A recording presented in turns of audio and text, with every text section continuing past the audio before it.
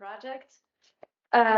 We still have some minutes for questions before we go to lunch, which will be well deserved. Does anyone have questions, remarks for any of our presentations of the session?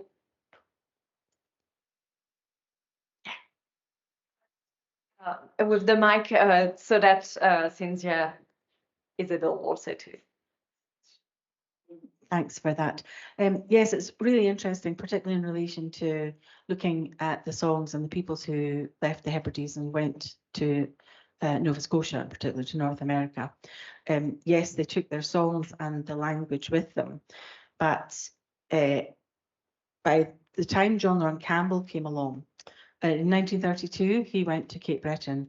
This is before he met Margaret Fay Shaw, and he conducted the first, and as far as I'm aware, only Gaelic survey there has ever been in Nova Scotia of the remaining Gaelic speakers in Nova Scotia who had left Scotland, where they were, the districts they were in, whether they had learned Gaelic at the knee, whether there was still Gaelic spoken to the people who live there today. They're aware of their heritage, their Scottish heritage, perhaps not so much the Gaelic heritage. There is a re-burgeoning interest in the Gaelic culture in Cape Breton particularly, and which is really encouraging to see. But they're also very fiercely aware and proud of their own Nova Scotian heritage, their own Cape Breton heritage. So they're very keen on the Scottish dancing, the country dancing, in relation also to the development of their own dance traditions in step dance, for example. They have taken the Hebridean steps and they've made them their own. They have developed them, they've made them their own. And also the same in fiddle music. They've taken the tunes and they've developed new techniques and new melodies to attach to them. But they're fiercely proud of their own heritage, but also of their Scottish heritage. But the other thing, obviously, indigeneity also encompasses the picture that you saw that I had of the Micmac there, which Margaret Fay Shaw took in 1937. And the Canada archives possess some of the only recordings that there are of the Micmac singing Micmac songs, hymns, and stories. The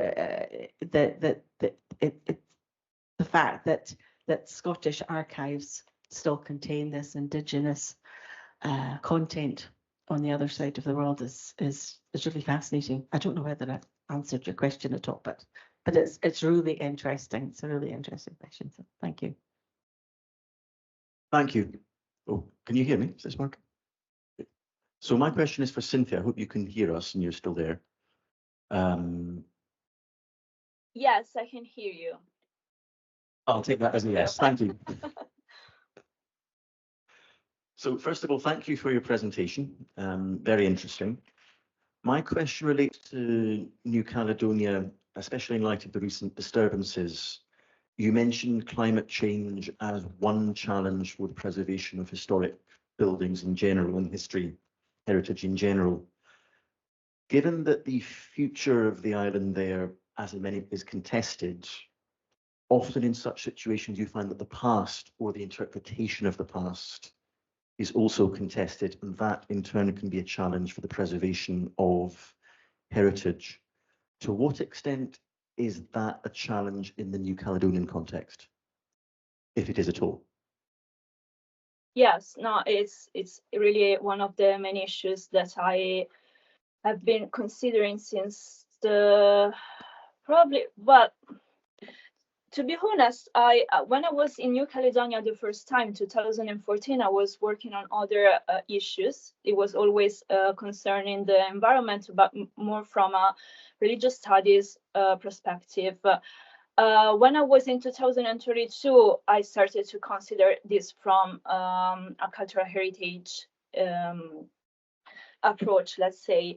Because it's true that the history of this archipelago is particularly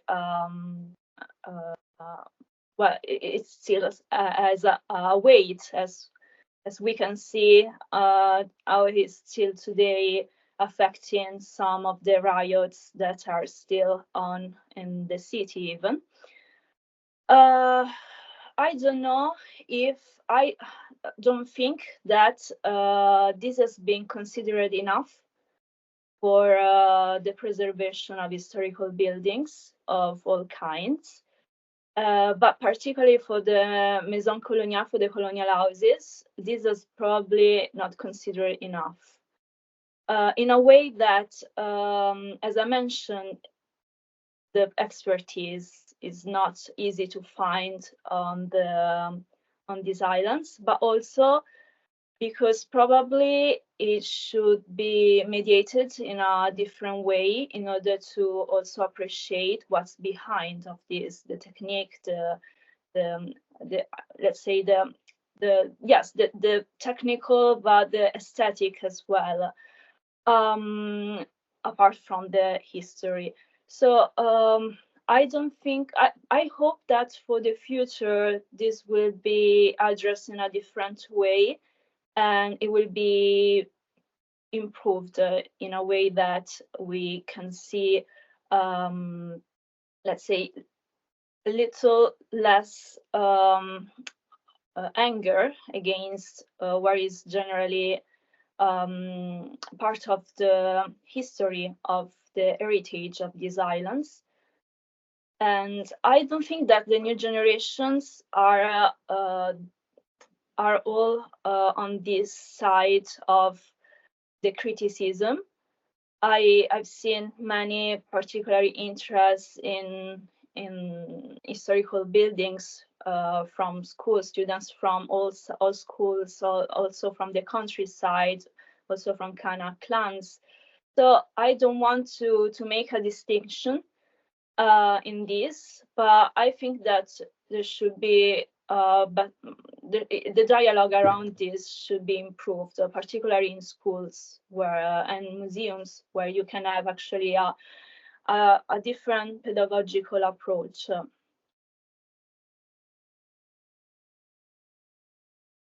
Thank you. I don't know if this answers all of your question, but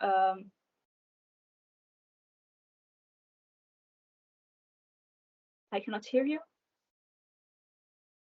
Yes, thank you very much. Okay, okay, thank you. Thank you. I've got a question for Maddie Mackenzie. Well, I'm from Uist, and I work in Gaelic and music charities. And I was wondering, what do you see that kind of work around investigating song and change and things coming back from Cape Breton? Where do you see that in the future in the context of revitalization of Gaelic and future connections and ties?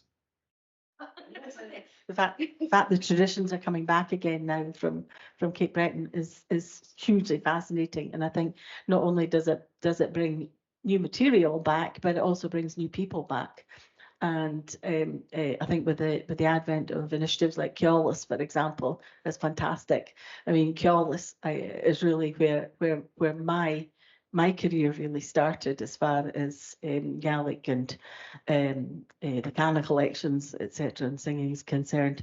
And I think the potential that Keolis and all the other initiatives as far as Gaelic song is concerned, it's just fantastic. The Fashion and Gael, all the fashion that are connected, they're teaching the young people of Scotland, but they're taking their own traditions to right across the world. They're taking their language now, and I think both Keolis and Fashion and Gael can take a huge amount of credit for making Gaelic cool again in schools. I know from myself, from my own family, they grew up through the fashion, and they are now all involved in the Gaelic language and culture, which to me is hugely important. They're the future, not me, but the next generation on. And I think that